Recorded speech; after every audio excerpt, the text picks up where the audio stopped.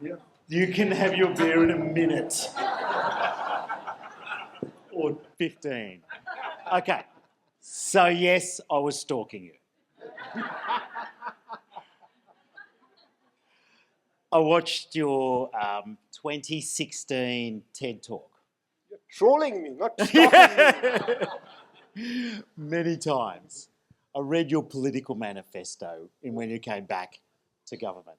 I've seen you speak, but nothing that resonated more than what you just gave us in this room. So thank you very much for that.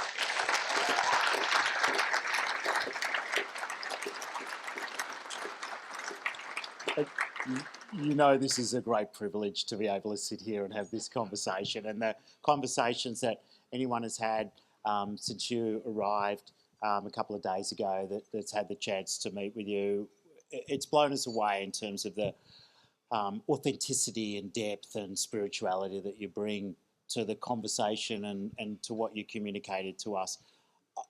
The gross national happiness concept is something that I think for a number of people in this room, certainly for me, was something like that is such a strong philosophy.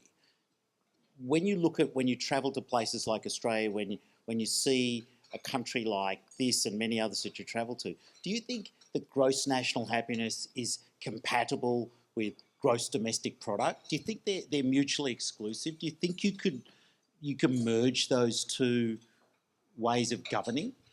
Well, economic growth is important. GDP is important.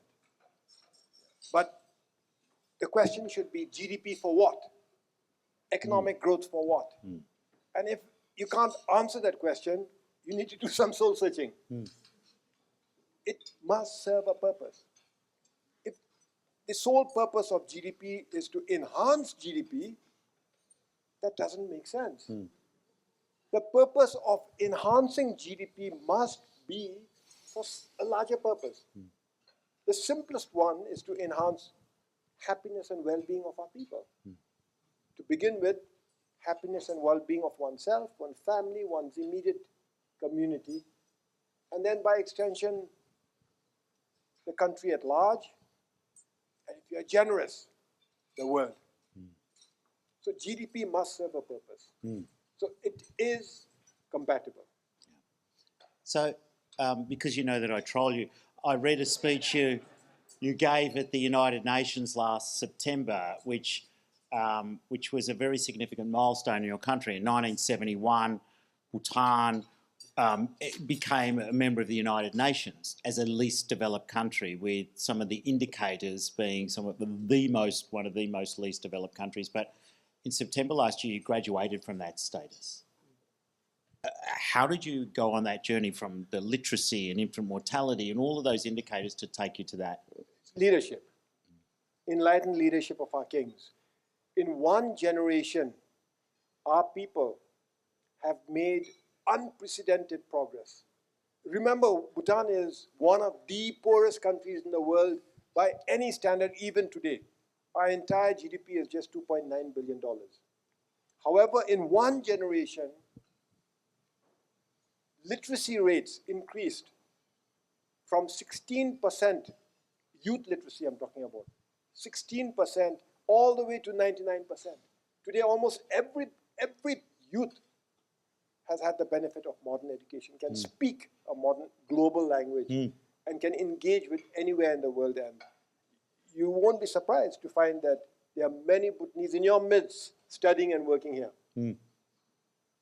Life expectancy in one generation has skyrocketed from 40 years to more than 70 years. And our GDP has also made some growth. Sustainable, equitable, and it has grown over the years. But all said and done, this is the reason why we could graduate from the least developed country category. Only 4 countries have graduated since 1971. That cannot be acceptable. We cannot continue to ignore wide-scale poverty, just as we cannot ignore the looming threats of climate change. They're the same. But it's leadership in everything. leadership matters. I'm going to come back to leadership. I loved your countdown from 10 to 1, not 1 to 10. I love the 10 to 1 countdown. One of the things that you talked about was climate finance, and you mentioned Article 6 of the Paris Agreement. Some people in this room are a little bit geeky, and I'm looking at a few people here who understand what Article 6 of the Paris Agreement might mean. Why is, one, the Paris Agreement, and two, Article 6 important for Bhutan and for the person has an exposure to it but could actually participate in that marketplace that's evolving? What does it mean for Bhutan and what does it mean for this audience? So the world has agreed. Am I able to swap one yet? I'm swapping microphones. You're only getting my voice. Oh, that's all right. No, it's like... So the world has agreed that countries that have an excess of carbon credits should be allowed to sell those carbon credits. The world has agreed to create a marketplace for carbon credits, to buy and sell carbon credits. And this is not new. It started during Kyoto Protocol through a mechanism called CDM, but it didn't work. And then Paris Agreement came along, and Paris Agreement had an article, Article 6, that allowed the creation of such a marketplace.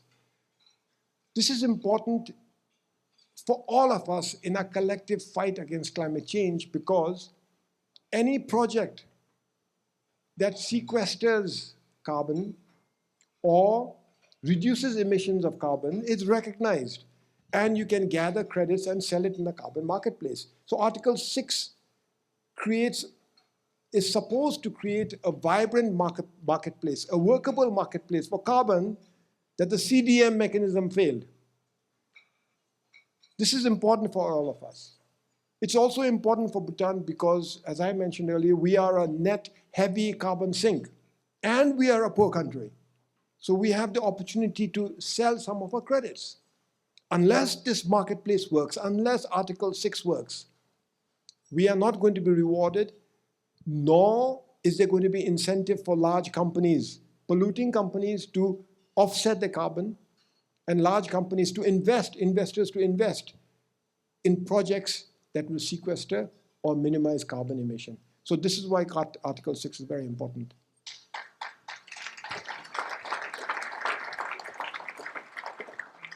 When you... No, I think it's working. It's working. We can share. I've got a loud voice, you know that. If we, as a country, Australia, created a bilateral arrangement with Bhutan as a model, then how do you see that in terms of the way we could trade under the Paris Agreement, country to country? How do you see that playing out? What could that mean for Bhutan, the global trade and investment in mitigation outcomes? Why is that important? So for Bhutan, Australia is important. Australia is important because Australia provided us the opportunity to engage internationally. This is way back in 1961, when we had a policy of self-imposed isolation in Bhutan. It was Australia that introduced us to the world.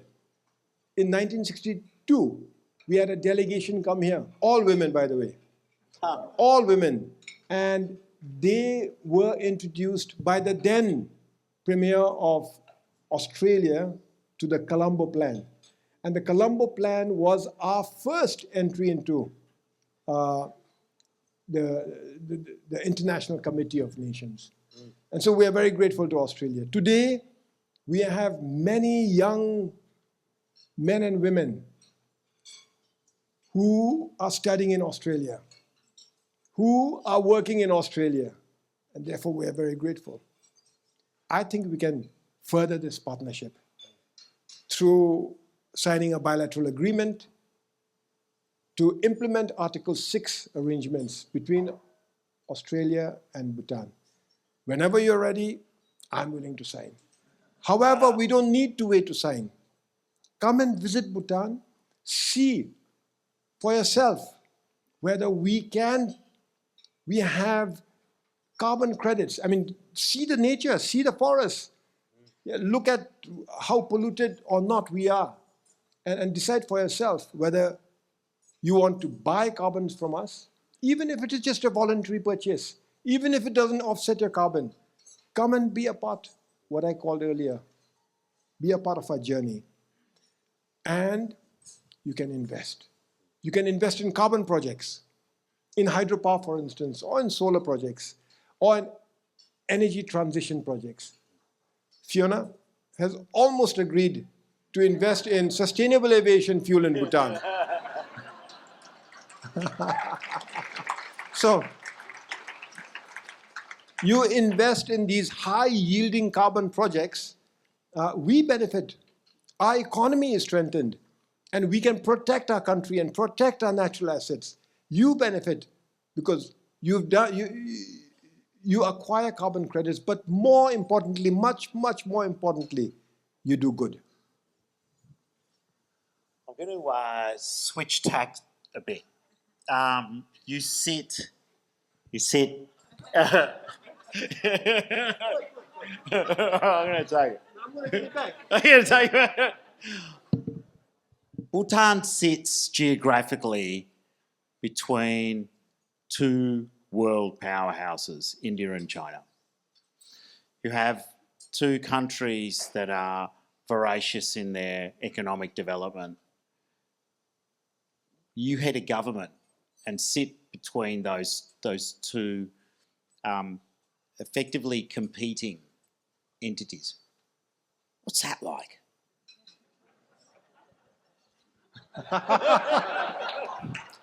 I get a sneaking feeling that Peter likes a fight.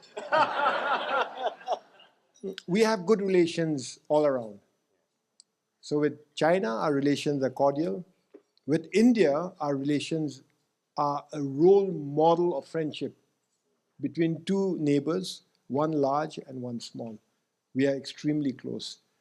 The fact that both are growing, perhaps even competing in their growth, I think is a good thing, because together they have almost 3 billion people, 2.8 billion people together. And when 2.8 billion people prosper, the world must prosper. When 2.8 billion prosper, and they prosper in the right way without continuing to pollute the environment, I think it's good for the world. Poverty and climate change don't go together.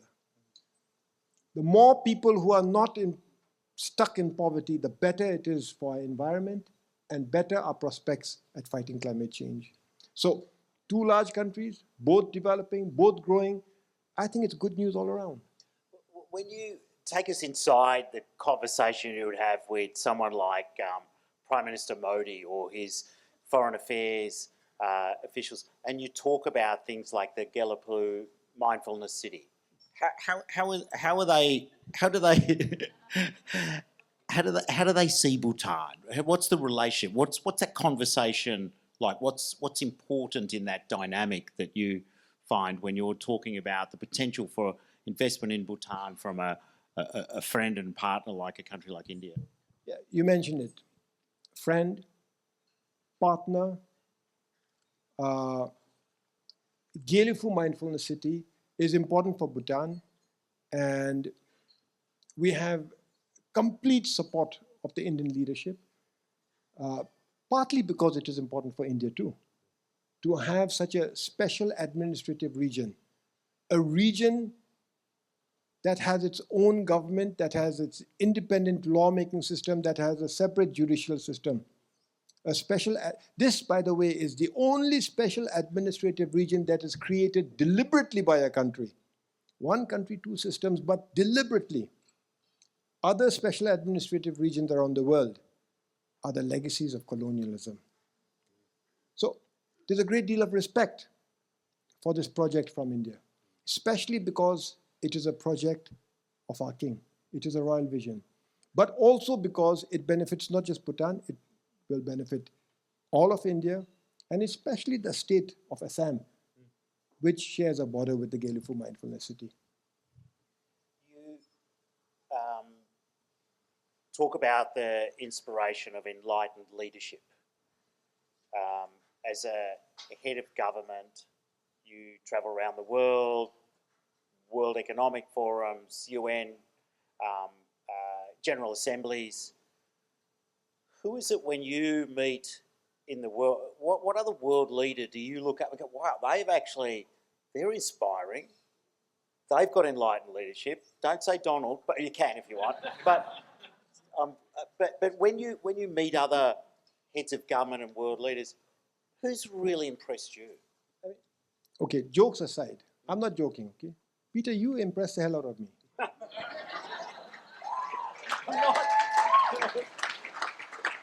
Yeah, I mean, Catherine Ball. I mean, look at your passion, it's infectious. I want to invest in Project X, Prize X. That was the idea, thank you. Yeah, I mean, there's so many leaders. Why do we have to fixate with heads of state? This room is packed with leaders. You exercise your leadership. And the few conversations I've had has been truly amazing. Yesterday, Alan in Carol's house, right? You're here, Alan, Carol? No, they don't. Okay.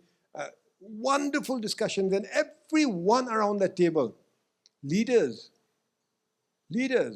business leaders, environmental leaders, all inspiring. So we must get our act together. But if you push me for political leaders, it has to be my king. He's the one that inspires me, fills me with hope, gives me energy. And then if you push me for other leaders, I've got to say Narendra Modi, Prime Minister of India. I've met him many times.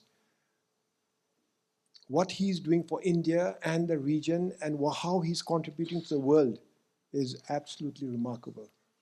1.4 billion people on a loud democracy is not easy. And getting things done must be difficult. And he has got a whole lot done.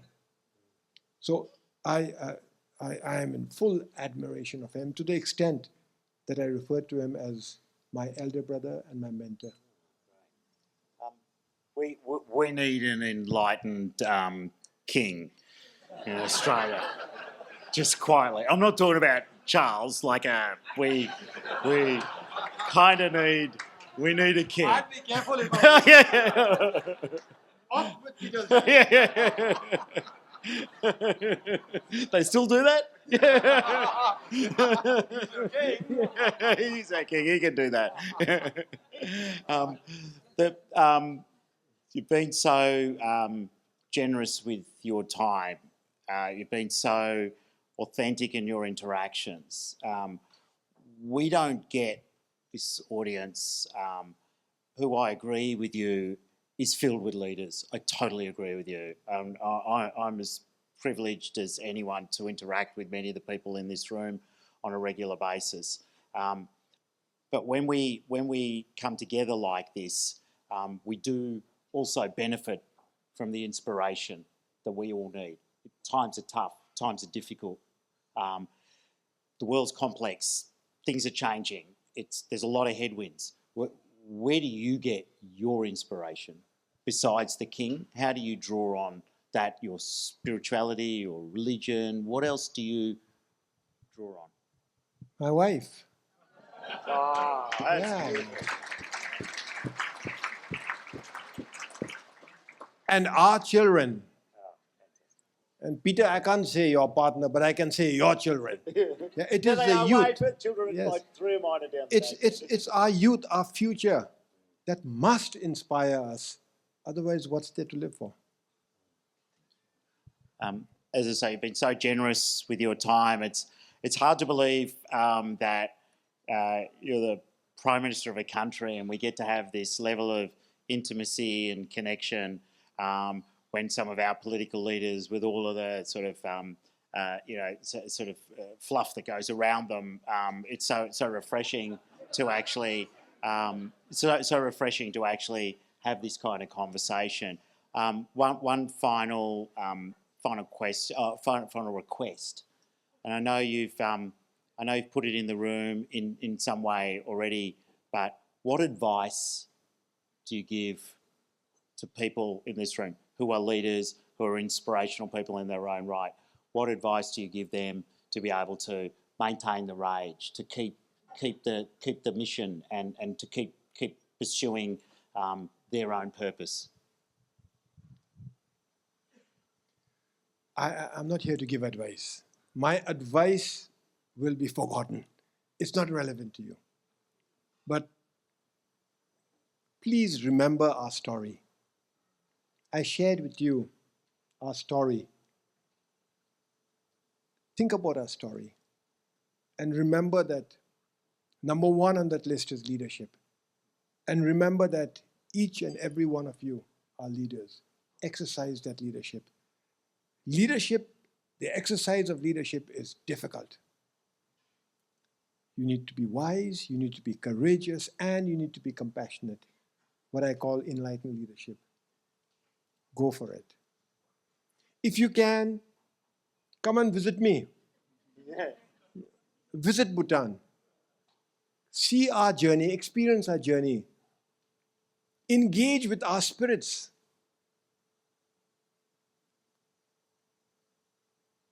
And if you are able to invest in that journey, be our partner in this journey, which for a small country can be quite difficult, can be confusing.